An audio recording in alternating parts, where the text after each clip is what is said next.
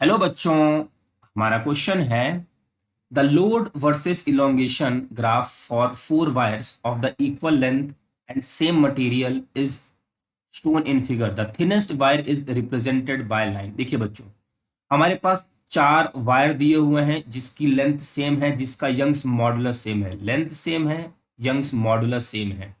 Load का मतलब force, force versus elongation का ग्राफ दिया हुआ और पूछा गया है इन चारों में सबसे थिन वायर कौन सी है।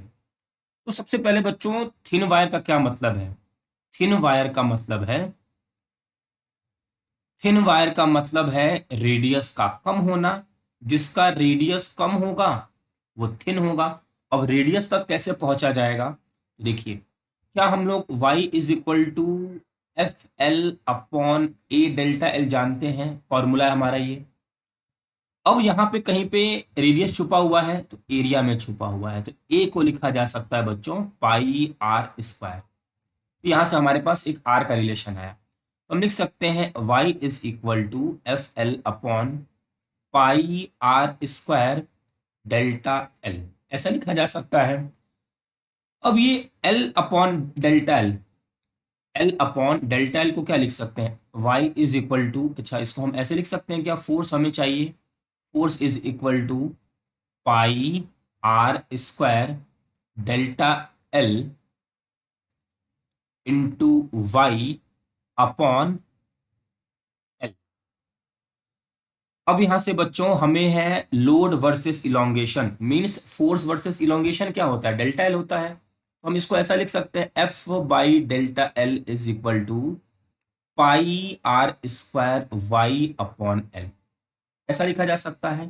अब पाई एल और वाई तो कांस्टेंट है, तो हम लिख सकते हैं F by delta L is proportional to r square.